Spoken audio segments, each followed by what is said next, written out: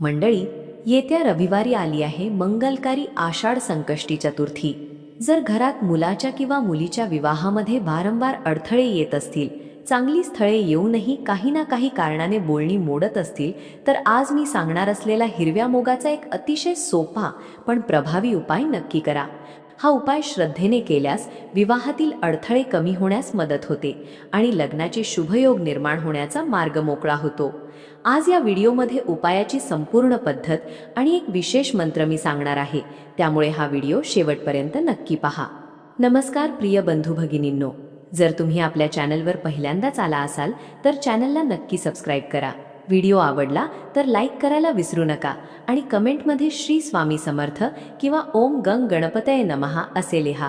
बाप्पांच्या आणि स्वामींच्या कृपेने तुमच्या इच्छा लवकर पूर्ण होवोत, हीच प्रार्थना. मंडळी, संकष्टी चतुर्थी हा दिवस श्री गणेशाच्या उपासनेसाठी अत्यंत महत्त्वाचा मानला जातो. संकष्टी म्हणजे संकटांचा नाश करणारी चतुर्थी. या दिवशी श्रद्धेने पूजा, व्रत आणि नामस्मरण केल्याने जीवनात अडथळा ठरत असलेल्या अनेक गोष्टींवर मार्ग निघू लागतो. विनाकारण होत असलेला विलंब कमी होतो आणि शुभ कार्यांना गती मिळते. याचबरोबर ज्या मुलांच्या किंवा मुलींच्या कुंडलीमध्ये काही ग्रहदोष असतील किंवा विवाहामध्ये सतत अडथळे निर्माण होत असतील, त्यांच्यासाठीही हा दिवस अत्यंत लाभदायक मानला जातो. गणपती बाप्पांची मनापासून पूजा केली तर विवाह, शिक्षण, आरोग्य आणि इतर मनोकामना पूर्ण होण्यासाठी सकारात्मक वातावरण निर्माण होते. आपण अनेकदा पाहतो, मुलगा किंवा मुलगी शिक्षित असते, चांगले स्थळही येते, दोन्ही कुटुंबांची बोलणीही व्यवस्थित सुरू होतात, पण अगदी शेवटच्या टप्प्यावर काहीतरी अडचण निर्माण होते आणि विवाह ठरत नाही. काही वेळा कुंडलीतील ग्रहांची स्थिती, विशेषतः शनी, मंगळ किंवा गुरु यांचा परिणाम असल्यामुळेही विवाहाला उशीर होतो. म्हणूनच या रविवारी आलेल्या संकष्टी चतुर्थीच्या दिवशी हिरव्या मोगाचा हा छोटासा उपाय अत्यंत श्रद्धेने करायचा आहे. पुढे हा उपाय नेमका कसा करायचा, कोणत्या वस्तू लागणार आहेत आणि कोणत्या चुका टाळायच्या आहेत, हे आपण एक एक करून पाहणार आहोत. सर्वप्रथम या उपायासाठी आपल्याला 1 वाटी हिरवे मूग लागतील. मूग घेताना ते स्वच्छ, नवीन आणि किडलेले नसावेत याची काळजी घ्या. त्याचबरोबर 5 हळकुंड लागतील.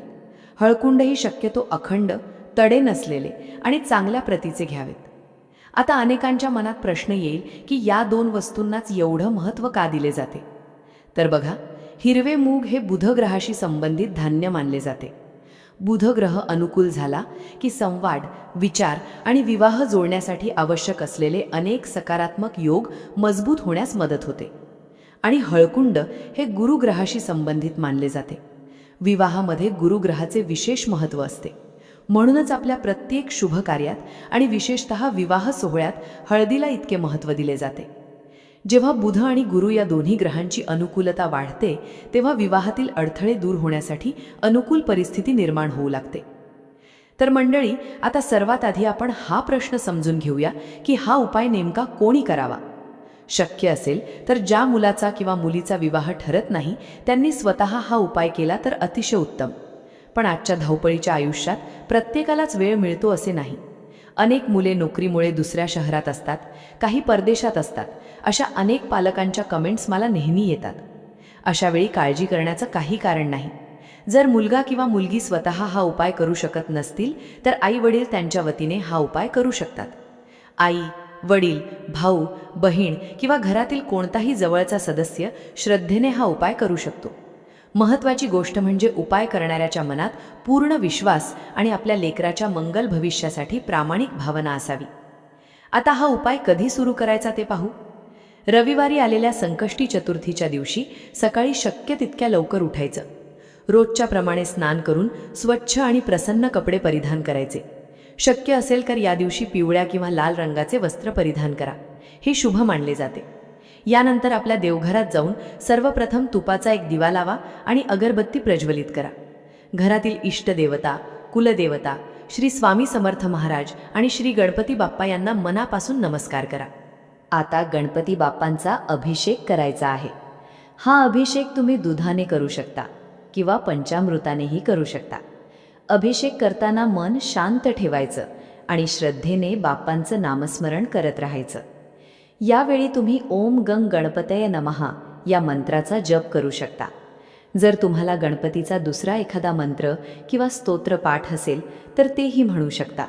महत्त्वाचं म्हणजे प्रत्येक शब्द भक्तिभावाने उच्चारायचा.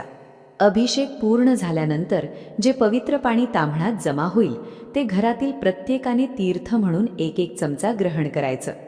ज्या मुलासाठी किंवा मुलीसाठी हा उपाय केला जात आहे त्यांनाही हे तीर्थ द्यायचं.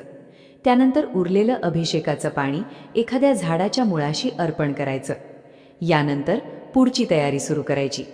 एक चौरंग किंवा स्वच्छ पाट घ्या.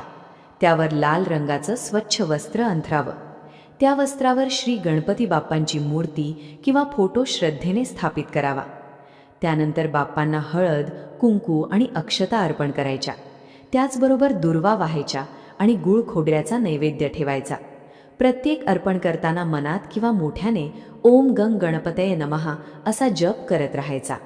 आता या उपायातील एक अतिशय महत्त्वाचा टप्पा येतो, तो म्हणजे संकल्प. संकल्प करताना उजव्या हातात किंवा पळीमध्ये थोडंसं पाणी घ्या. त्यामध्ये हळद, कुंकू, अक्षता आणि शक्य असेल तर एक लाल फूल ठेवा. आता श्री गणपती बाप्पांसमोर मनापासून प्रार्थना करा.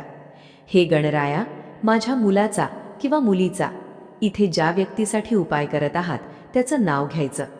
त्यांच्या विवाहामध्ये येणारे सर्व अडथळे, ग्रहदोष आणि संकटे दूर करा. त्यांचा शुभ विवाह लवकर घडवून आणा. हीच तुमच्या चरणी नम्र प्रार्थना. हा संकल्प पूर्ण श्रद्धेने करायचा आहे, कारण कोणताही उपाय करताना मनातील भावना आणि विश्वास यालाच सर्वाधिक महत्त्व असतं. संकल्प पूर्ण झाल्यानंतर आपण आधी तयार करून ठेवलेले हिरवे मूग, 5 हळकुंड, दुर्वा, पिवळी फुले, थोडासा गूळ किंवा खडीसाखर आणि एक स्वच्छ लाल कपडा जवळ घ्यायचा आहे. सर्वप्रथम त्या लाल कपड्यावर थोडंसं गंगाजल शिंपडायचं. गंगाजल नसेल तर स्वच्छ पाणी वापरलं तरी चालेल. त्यानंतर त्या कपड्याच्या मध्यभागी 1 वाटी हिरवे मूग ठेवायचे. आता त्या मुगांवर 5 हळकुंड ठेवायची आहेत. त्यानंतर थोडासा गूळ किंवा खडीसाखर ठेवायची आहे. दुर्वा आणि पिवळी फुलेही त्यामध्ये अर्पण करायची आहेत. हे सर्व साहित्य एकत्र ठेवल्यानंतर प्रथम त्याला दिव्याने ओवाळायचं आणि त्यानंतर अगरबत्तीनेही ओवाळायचे. ही प्रक्रिया करताना मनात पूर्ण भक्तिभाव असावा. आता या साहित्यासमोर बसून ओम गंग गणपतये नमः या मंत्राचा जप करायचा आहे. शक्य असेल तर हा मंत्र किमान 108 वेळा म्हणण्याचा प्रयत्न करा. जर वेळेची किंवा इतर काही अडचण असेल तर किमान 21 वेळा तरी मंत्र अवश्य म्हणा. पण मंत्र किती वेळा म्हणता यापेक्षा तो पूर्ण श्रद्धा, विश्वास आणि एकाग्रतेने म्हणणं अधिक महत्त्वाचं आहे. मंत्रजप पूर्ण झाल्यानंतर त्या लाल कपड्यात ठेवलेलं सर्व साहित्य व्यवस्थित बांधून एक छोटी पोटली तयार करायची. आता पुढची कृती परिस्थितीनुसार थोडी वेगळी असेल. जर ज्या मुलासाठी किंवा मुलीसाठी हा उपाय करत आहात ते घरी उपस्थित असतील तर ती पोटली त्यांच्या डोक्यापासून पायापर्यंत 7 वेळा उतरवायची आहे. ही प्रक्रिया घड्याळाच्या काट्यांच्या उलट दिशेने करायची आहे. पण समजा मुलगा किंवा मुलगी घरापासून दूर राहत असतील, नोकरीसाठी दुसऱ्या शहरात असतील किंवा परदेशात असतील तर अशा वेळी त्यांचा फोटो समोर ठेवायचा आणि त्या फोटोवरूनही ही पोटली 7 वेळा त्याच पद्धतीने उतरवायची आहे. मंडळी, अनेक पालक याच ठिकाणी संभ्रमात पडतात, पण काळजी करू नका. मुलं जवळ असोत किंवा दूर, श्रद्धेने केलेला उपाय तितक्याच भावनेने स्वीकारला जातो. त्यामुळे मनात कोणताही संशय ठेवू नका. पोटली उतरवून झाल्यानंतर ती घरात ठेवायची नाही. ती शक्य असल्यास वाहत्या पाण्यात विसर्जित करायची. जर तुमच्या परिसरात नदी किंवा वाहतं पाणी उपलब्ध नसेल तर एखाद्या पिंपळ किंवा वडाच्या झाडाखाली छोटासा खड्डा करून ती पोटली आदरपूर्वक मातीत पुरायची. यामागील भाव असा आहे की आपल्या मुलांच्या किंवा मुलीच्या विवाहामध्ये जे काही अडथळे आहेत ते या उपायासोबत दूर व्हावेत आणि त्यांच्या आयुष्यात शुभ कार्याचा मार्ग खुला व्हावा. आता तुम्हाला कदाचित प्रश्न पडला असेल की या उपायात हिरव्या मुगालाच एवढं महत्त्व का दिलं जातं?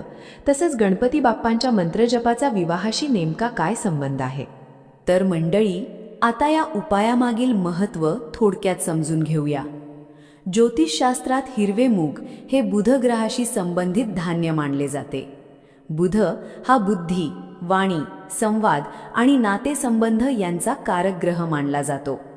त्यामुळे ज्यांच्या पत्रिकेत बुधाची स्थिती कमकुवत असेल किंवा विवाहामध्ये वारंवार अडथळे निर्माण होत असतील, त्यांनी संकष्टी चतुर्थीच्या दिवशी श्रद्धेने हा उपाय करणे लाभदायक मानले जाते. असंही सांगितलं जातं की हिरवे मूग घरात सकारात्मक ऊर्जा वाढवण्यास आणि शुभ वातावरण निर्माण करण्यास सहाय्य करतात. त्यामुळे हा उपाय करताना मनात पूर्ण विश्वास ठेवणं तितकंच आवश्यक आहे. आणि बघा, श्री गणेश हे विघ्नहर्ते आहेत. कोणत्याही शुभ कार्याची सुरुवात सर्वप्रथम गणपती बाप्पांच्या पूजनानेच केली जाते, कारण जीवनातील अडथळे दूर करून योग्य मार्ग दाखवण्याचं कार्य बाप्पा करतात, अशी प्रत्येक भक्ताची श्रद्धा असते. याच कारणामुळे या दिवशी ओम गंग गणपतये नमः या मंत्राचा जप विशेष महत्त्वाचा मानला जातो. श्रद्धेने केलेला मंत्रजप मन शांत करतो, विचारांना स्थिरता देतो आणि योग्य निर्णय घेण्याची शक्ती वाढवतो. या उपायामध्ये हिरवे मूग, हळकुंड आणि गणपती बाप्पांची उपासना या तिन्ही गोष्टी एकत्र येतात. त्यामुळे विवाहामध्ये येणारे अडथळे कमी होण्यासाठी आणि शुभयोग निर्माण होण्यासाठी हा उपाय अनेक जण श्रद्धेने करताना दिसतात. पण मंडळी, फक्त उपाय करून थांबायचं नाही. हा उपाय करताना काही साधे नियम पाळले तर त्याचं महत्त्व आणखी वाढतं. सर्वात पहिली गोष्ट म्हणजे हा उपाय सलग 3 किंवा 5 संकष्टी चतुर्थी श्रद्धेने करायचा प्रयत्न करा. एकदाच करून लगेच परिणामाची घाई करू नका. सातत्य आणि विश्वास या दोन्ही गोष्टी आवश्यक आहेत. दुसरी महत्त्वाची गोष्ट म्हणजे उपाय करताना मनात कोणताही संशय ठेवू नका. श्रद्धा, संयम आणि सकारात्मक भावना ठेवूनच प्रत्येक कृती करायची. तिसरी गोष्ट, शक्यतो हा उपाय गुप्तपणे करावा, म्हणजेच याचा अनावश्यक गाजावाजा करू नये किंवा प्रत्येकाला सांगत फिरू नये. भक्ती ही जितकी शांत आणि मनापासून केली जाते तितकी अधिक समाधान देणारी ठरते. याचबरोबर उपाय करताना घरात शक्य तितकं शांत आणि प्रसन्न वातावरण ठेवा. वादविवाद, राग किंवा नकारात्मक बोलणं टाळण्याचा प्रयत्न करा. या रविवारी आलेल्या संकष्टी चतुर्थीच्या दिवशी शक्यतो सात्विक, शुद्ध आणि शाकाहारी आहार घ्यावा. कांदा, लसूण, मांसाहार तसेच मद्यपान यांसारख्या तामसिक गोष्टींपासून त्या दिवशी दूर राहण्याचा प्रयत्न करा. उपास असेल किंवा नसेल, पण मन आणि शरीर दोन्ही शुद्ध ठेवण्याचा संकल्प जरूर करा. त्याचप्रमाणे घरातील देवघर स्वच्छ ठेवावं आणि स्वतःचीही स्वच्छता पाळावी. पूजा किंवा उपाय करताना मन प्रसन्न असणं खूप महत्त्वाचं असतं. आणखी एक गोष्ट लक्षात ठेवा, या दिवशी शक्यतो कोणाशी वाद घालू नका, रागावू नका आणि कटू शब्द बोलणं टाळा. घरात आनंदी आणि सकारात्मक वातावरण ठेवण्याचा प्रयत्न करा, कारण ज्या ठिकाणी शांतता आणि भक्तिभाव असतो तिथे देवाची कृपाही सहज लाभते. संकष्टी चतुर्थीच्या दिवसभरात किंवा विशेषतः चंद्रोदयाच्या वेळीपर्यंत जितकं शक्य तितकं गणपती बाप्पांचं नामस्मरण करत राहा.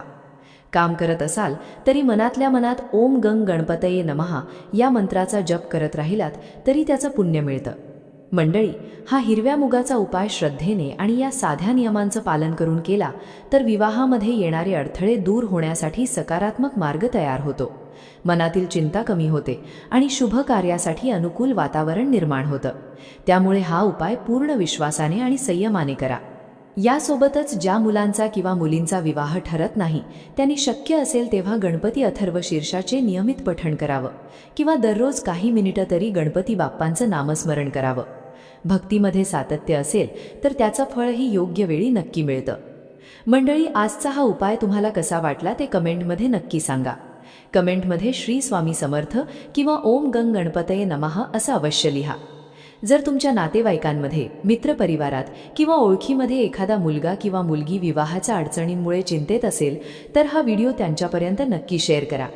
कदाचित ही माहिती त्यांच्यासाठी उपयोगी ठरेल. व्हिडिओ आवडला असेल तर लाईक करा, आपल्या चॅनलला सबस्क्राईब करा आणि अशाच भक्तिमय, उपयुक्त आणि श्रद्धा वाढवणाऱ्या व्हिडिओजसाठी आमच्यासोबत कायम जोडलेले रहा. शेवटी श्री गणरायांच्या आणि श्री स्वामी समर्थ महाराजांच्या चरणी एकच प्रार्थना, तुमच्या घरातील सर्व शुभकार्य निर्विघ्नपणे पूर्ण होवत. प्रत्येकाच्या जीवनात सुख, समाधान आणि मंगलमय क्षणी येवोत. श्री स्वामी समर्थ. जय जय स्वामी समर्थ.